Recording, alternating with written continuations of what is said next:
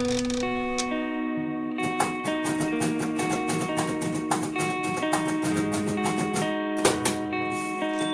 from sight. My name is Mary Ann Diamond and I'm the General Manager of Advocacy and Engagement at Vision Australia. I'm Ramona Mandy and I work for Humanware. I've been vision impaired all my life. I was born with the eye condition called aniridia and I've lost my sight from birth very gradually. My name's Andrew Follows and I'm a photographer. I've never had good eyesight, so I was born with low vision. It was primarily detected my first year of schooling.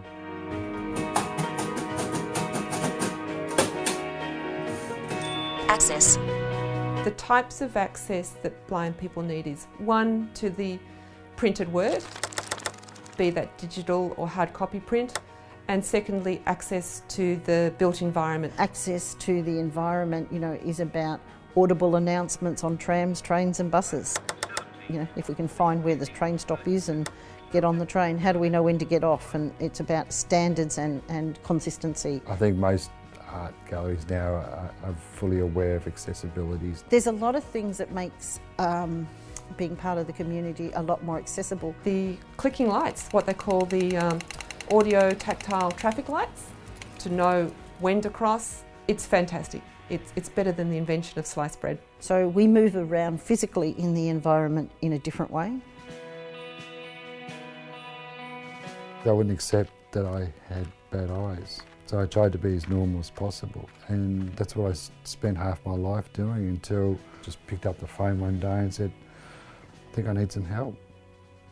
So they matched me up with Eamon, and I wish I'd done it a lot earlier because he's given me the freedom and the independence that I'd always been craving for but couldn't get it. So I owe him big time.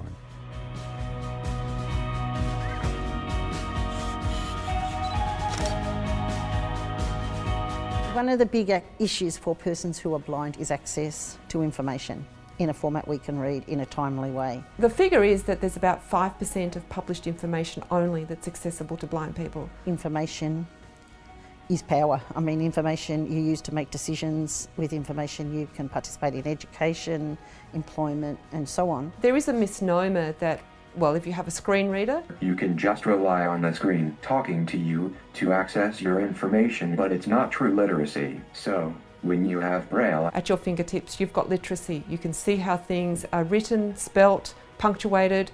You can't get that from just listening to a talking computer. Blind people just want to do everything the same as what everyone else wants to do in life.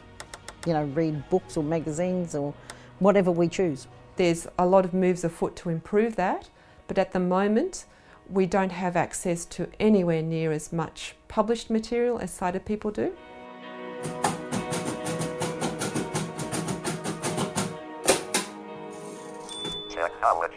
Technology has been a major change in the lives of blind people, of how we experience things.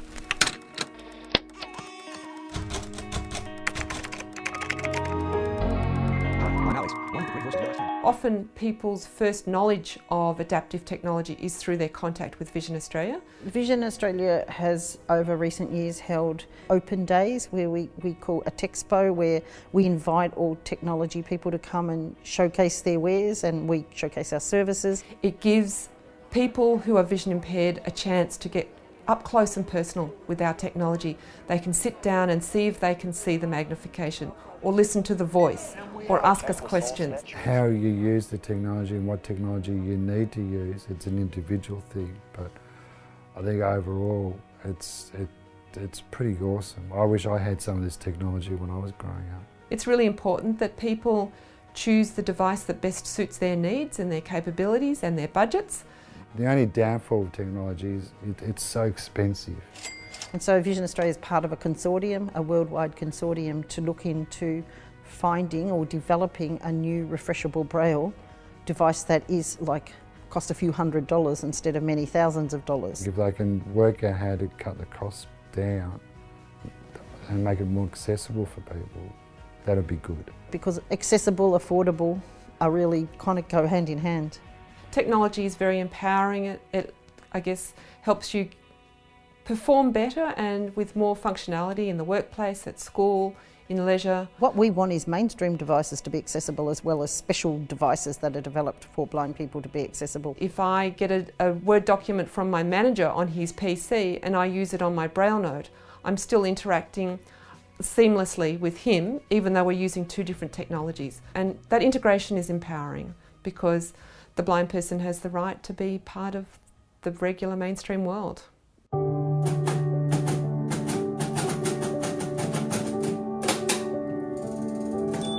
Advocacy.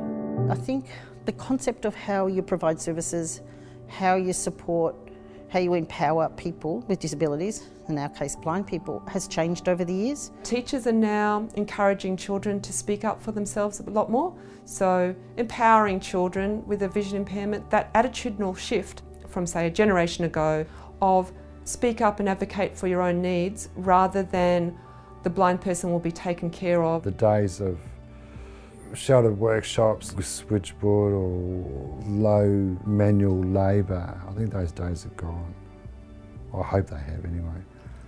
But it's still hard. I mean, imagine you walk into a gallery of a guide dog and you say, hey, I'm a photographer, I'd like to exhibit my work. I mean, what would you think? In a way, disability is a responsibility of all of us.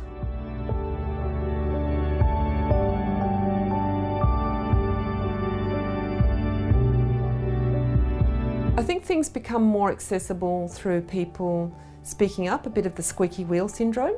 So through advocacy of, say, organisations that represent the blind. One of the things we're doing here at Vision Australia is developing a self-advocacy training, because the best thing we can do is empower people to be their own advocates. In my case, I'm a photographer first and I'm legally blind second.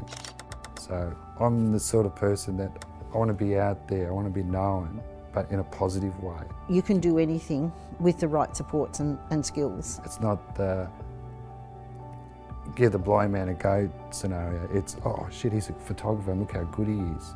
You know? So it's all about opportunities and reaching your potential as a blind person. You should be able to enjoy the same rights and lifestyle choices that non-vision impaired people would make. We will continue to work with blind people, empowering blind people to participate in life, in any area of life they choose. I'm showing my disability in a positive way. I'm out there taking photographs, documenting what I absolutely am passionate about, which is Melbourne. And I got my best friend by my side. And you know, to me, I couldn't have it any other way.